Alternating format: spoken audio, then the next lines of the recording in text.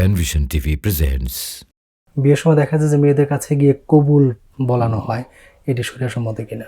বিবাহের ক্ষেত্রে আমাদের যে পদ্ধতি হচ্ছে যে এক্ষেত্রে যে বিবাহের যখন সূচনা মানে যেটা প্রস্তাব দেওয়া হয় পাত্রের পক্ষ থেকে, এক্ষেত্রে পিতা তার মেয়ের সাথে পরামর্শ করবে যে সে পাত্রের বর্ণনা দিবে বা সে বিস্তারিত তুলে ধরবে এবং এখানে সে জানবে যে সেখানে তার সম্মতি আছে কিনা।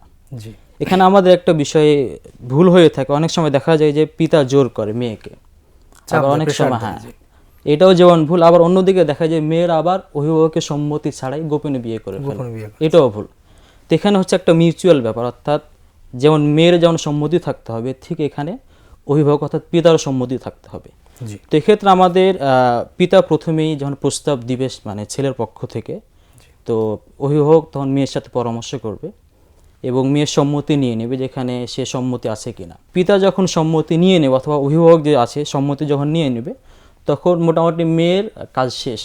বিবাহের ক্ষেত্রে মোটামুটি মেয়ের মৌলিক কাজ শেষ। হ্যাঁ, এখন এক্ষেত্রে জাস্ট পিতা এক্ষেত্রে যখন বিবাহ পড়ানো হবে সেক্ষেত্রে হতে পারে যে উকিল থাকবে বা যিনি বিবাহ পড়ান তিনি সরাসরি এক্ষেত্রে মানে মানে তার পিতাকে বা অভিভাবককে বলবেন যে আপনি ছেলেকে মানে কবুল বলিয়ে দেন। এখানে অভিভাবক এভাবে বলতে পারে যে আমি আমার মেয়ের সাথে তোমার অর্থাৎ যে পাত্র থাকবে তাকে আমি বিবাহ দিয়ে দিলাম, তুমি সম্মতি আছো কিনা। তো তখন ছেলে বলে হ্যাঁ আমি সম্মতি আছে, তাহলে বিবাহ হয়ে গেছে অলরেডি, ছেলে কবুল বলবে। হ্যাঁ ছেলে কবুল বলবে। এক্ষেত্রে জাস্ট এখানে তার মানে কি বিবাহের যেটা আসল, এখানে মূলত মেয়ের সাথে কোনো সম্পর্ক নাই, মেয়ের আর পূর্বে অনুমতি নিয়ে নিলে আগে নিয়ে নেয় যথেষ্ট।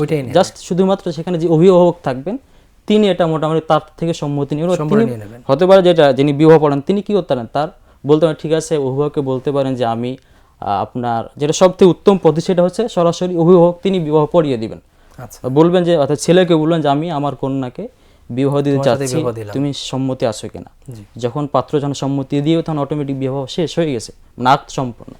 অথবা তিনি বা যিনি বিবাহ পড়ান তিনি হয়ে বলতে পারেন যে আমি অর্থাৎ অভিভাবকরা তিনি সম্মতি নিয়ে নেবেন যে আমি আপনার হয়ে বিবাহ পড়াতে চাই, এটা হবে।